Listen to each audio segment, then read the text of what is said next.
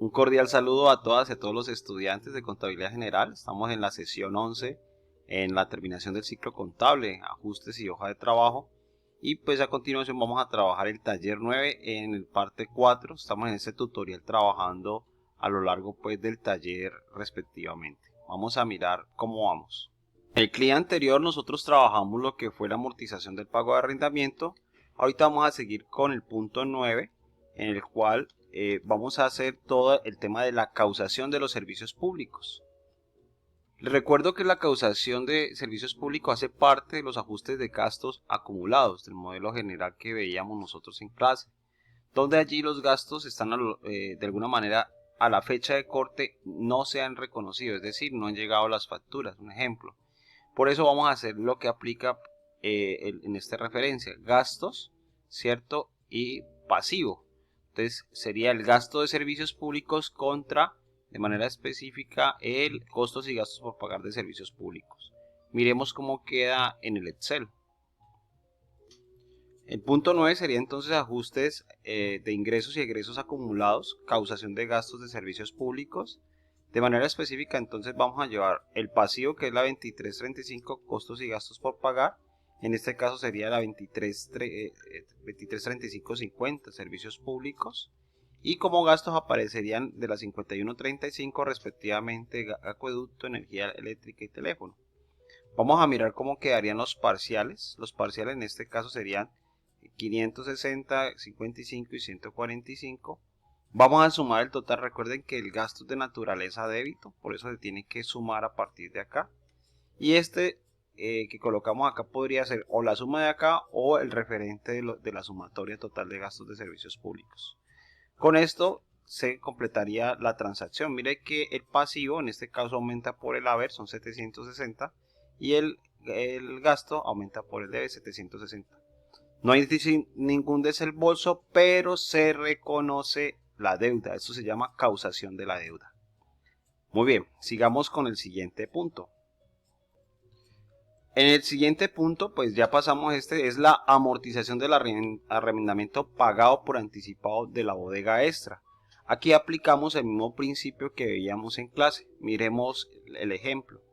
Cuando se hace un gasto o un ingreso pagado por anticipado, pues dependiendo del monto se tienen que dividir unas determinadas cuotas. Ahí lo que podemos observar entonces, cada cuota que se va a ir reduciendo es una amortización. De manera específica, para el tema de gastos pagados por anticipado, miremos cómo sería el procedimiento o el manejo contable. Cuando trabajamos los gastos diferidos, estos son desembolsos realizados por el ente económico por concepto de un gasto pagado anticipado. Digamos, esos activos de los cuales la empresa va a obtener beneficios económicos en otros periodos. En este caso, pues es un gasto que se va a ir afectando. Entonces, mire, gasto, la causación como la mostrábamos en la clase.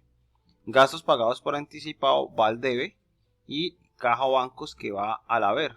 Digamos, eso es cuando se reconoce o cuando se hace la transferencia del recurso. Y ya mensualmente, de acuerdo a la amortización, sería gastos pagados por anticipado, que mire que se va a acreditar, se disminuye y se reconoce el gasto que va a afectar los estados financieros respectivamente. Esa sería como la dinámica. Miremos cómo sería en el taller. En el taller, en el libro de transacciones, nosotros hicimos una transacción en el 16 de junio, ¿cierto? Que fue de 6 millones, gastos pagados por anticipado. ¿Qué nos faltó decir allí? ¿Que cuántos meses sería eso respectivamente? Por efectos pedagógicos vamos a aplicarlo para que nos quede un número entero en 6 meses, lo que nos daría 1 millón por mes. Miremos cómo sería el ajuste respectivamente. Aquí podemos observar ajuste, ingresos y egresos diferidos, amortización, arrendamiento pagado por anticipado. ¿Cuál es el primer elemento que vemos? Es el 1705, gastos pagados por anticipado. En este caso sería la 1725, arrendamientos. La fórmula, digamos, ahorita la vamos a aplicar, sería de 6 meses. 5120 sería el gastos arrendamiento, donde sería la 512010, construcciones y edificaciones. Esto lo coloco allí como grisecito porque pues normalmente no va en el registro. Lo dejo por efectos pedagógicos. Entonces, ¿qué vamos a hacer? Vamos a coger 6 millones y lo vamos a dividir en 6. Y ahí pues vamos a ir reduciendo poco a poco ese gasto pagado por anticipado. Por relacionamiento ubicamos el valor y ubicamos el gasto al débito, de naturaleza débito, y se contrarresta, digamos, se disminuye a través de gastos pagados por anticipado aquí con el millón. Esa sería entonces la transacción que nosotros haríamos para este punto número 10. Miremos el siguiente punto. Ya después de haber hecho la amortización del punto 10, el punto 11 nos pide, se causan intereses de las cuentas por pagar aplicándose un 2% con base en el saldo de los clientes. Es decir, aquí tenemos que calcular a partir de todos los saldos que tengamos en cuentas el interés del 2%. Esto lo vamos a dejar por efectos pedagógicos acá, pero hay empresas que pueden cobrar intereses a partir de un mes de mora, por ejemplo, o de 2 meses de mora. Por ahora vamos a aplicarlo de manera general.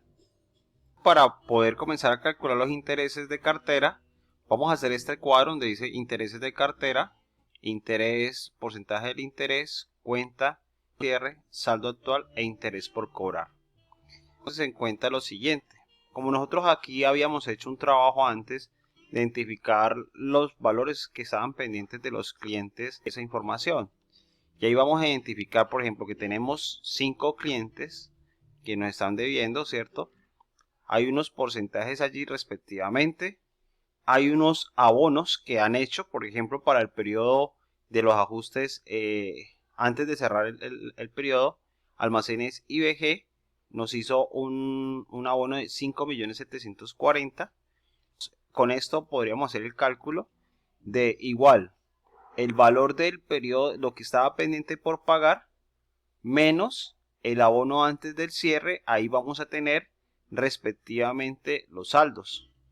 Entonces en este caso vamos a tener de Super Éxito, vamos a tener 26 millones, Almacén Andrade lo mismo, 6.7, 1.7, y bueno, ahí tenemos los saldos pendientes por pagar. Los intereses por cobrar entonces se coge y se multiplica el 2% respectivamente por el saldo actual. Y acá tenemos que en total tendríamos unos intereses por cobrar de 732.943 sobre los saldos pendientes. Importante, digamos, por efectos pedagógicos, hay que aplicarlo. Pero para efectos, digamos, de las empresas en la realidad, los intereses a veces se cobran solamente por mora, no necesariamente porque el crédito es para 30 días o más. De esto, entonces, el siguiente paso es comenzar a llenar el libro. En el libro vamos a hacer ajustes, ingresos, egresos acumulados, causación de interés, saldo de clientes. Vamos a hacer dos momentos de la transacción. Un primer paso que es la causación global del interés por cobrar. Ahí vamos a mirar la cuenta ingresos contra la 4210, que son ingresos no operacionales e intereses. La causación, ¿de dónde viene?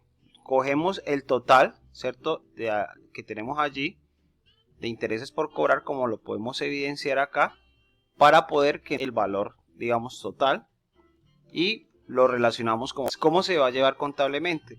Los ingresos son de naturaleza, son en este caso los ingresos por cobrar, que es un activo, naturaleza débito, aumentan por el debe, y los ingresos que son de naturaleza crédito, por lo tanto aumentaría por el haber. Y ahí tenemos, con esto yo creo que ya nosotros tendríamos listo para pues el paso. ¿Cuál es el problema? De que usted en los siguientes periodos tiene que mirar a quién le va a cobrar ese interés. Por lo tanto, vamos a hacer un segundo paso, que es el traslado de la causación de interés a los terceros responsables. En este caso, usted puede asignar intereses a los clientes, a los trabajadores, a los accionistas que le hayas hecho un préstamo, al que usted le preste dinero. Entonces vamos a traer nuevamente los intereses globales y vamos a traer ya la cuenta clientes, a donde le vamos a trasladar los saldos, y allí tenemos respectivamente. Ya de la tabla vamos a traer directamente todos los valores. Como pueden observar aquí, si miramos la trazabilidad, todo viene directamente de la tabla que hemos trabajado en la parte inferior. Con esto, digamos, vamos a ir organizando el resto de valores. Podemos observar entonces cómo se sumaría todo los valores respectivamente. Se coge y se suma los valores, mire que nos dan el mismo valor. Entonces llevamos al crédito la 1345. Mire que esta cuenta termina siendo una cuenta puente. Acá se debita, aquí se acredita, el saldo final me va a quedar en ceros. Pero lo importante es que ya tengo a quién cobrarle los intereses. De nada sirve yo calcular intereses y no asignarle esa responsabilidad a nadie. ¿Listo? Vamos a seguir con el siguiente punto. Bueno, muy bien. Entonces, continuando con el ejercicio, vamos a trabajar el punto 12 que dice: con una tasa de interés del 2% con una cuota mensual de 800.000, se causa gasto de intereses y pago de la cuota del préstamo recibido de compra de inmuebles. Entonces vamos a hacer el ejercicio respectivamente. Lo primero que identificamos es que se hizo un préstamo donde se utilizaron 10 millones del banco. Entonces el ejercicio nos dice que son cuotas de 800. En la parte inferior del taller vamos a encontrar, colocamos que el valor del préstamo son 10 millones, ¿cierto? Aquí no hay abonos a capital, simplemente vamos a causar los intereses. El saldo por pagar siempre vamos a colocar aquí los abonos, es lo que se haya pagado mes a mes. Por eso aquí es una resta. El valor en este caso son 800.000 y la tasa de interés del 2%. Entonces, ¿qué es lo que hacemos? Vamos a multiplicar los 10 millones por el 2% y él tiene que pagar 200.000 de interés. Y luego acá vamos a decir, bueno, de los 800.000 le resto el interés y él abona capital 600.000 y ahí queda por pagar 9.400.000. En el siguiente mes, por ejemplo, ustedes van a colocar 600.000 y él va a ir reduciendo lo que va abonando. Entonces aquí uno lo que va acumulando son los abonos. En el siguiente mes, cuando se abonen los 612, y ahí lo que vemos es que va variando la cuota, digamos el abono a capital. Con esta información, entonces, lo que vamos a llevar a la parte contable es el interés que respectivamente se calcula acá. Vamos a subir en el libro diario cómo quedaría. El ajuste para nuestro caso es un ingreso-egreso acumulado, causación de intereses por préstamo bancario. Aquí tendríamos una cuenta que se llama costos y gastos por pagar, donde estaría la 233505 gastos financieros. Y a nivel de gastos no operacionales serían las 5305, que son de carácter financiero, y sería como su cuenta la 530520 intereses. Tomamos el valor de la parte inferior, ¿cierto? De la parte del E159, donde nos muestra la tabla, y de ahí salimos que se debita el gasto respectivamente y contrapartida con el pasivo. Ahí queda hecha la causación de estos intereses. Vamos al siguiente punto. El punto 13 nos dice: se pagan los salarios y se hace consignación respectiva del mes de la seguridad social. Entonces vamos a mirar cómo nos quedó la nómina. Cuando hicimos la nómina, entonces nos quedó que la retención y aportes quedaban 1.916, acreedores varios 1.392, salarios 8.211 y provisiones, obligaciones laborales. Esto no se paga porque queda como ahorro. Entonces vamos a hacer el pago respectivamente de estos tres rubros. Vamos entonces al libro de ajustes. La nómina entonces quedaría aquí: transacción de pagos, pago de nómina y seguridad social. Lo primero que tendríamos sería bancos, ¿cierto? Para transferir dineros. Aquí tendríamos la otra cuenta 2505 salarios, la 2370 retención y aportes de nómina y la 2380. Traemos directamente del libro de nómina, ¿cierto? Como les mostré ahora, el valor de los salarios, de la retención y el tema de seguridad social y el tema de pensiones, y luego sumamos para poder hacer la transferencia. Este valor en última se puede hacer en los primeros 3 días del mes. Regularmente se paga la seguridad social los 3 primeros días del mes, pero lo hacemos por efectos pedagógicos aquí en el ajuste para que a ustedes les quede claro.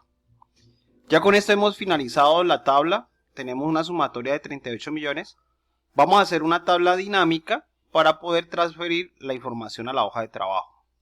Hacemos la tabla dinámica donde, digamos, la cuenta sería la etiqueta aquí en filas, suma del debe y suma del haber, y daríamos los formatos correspondientes.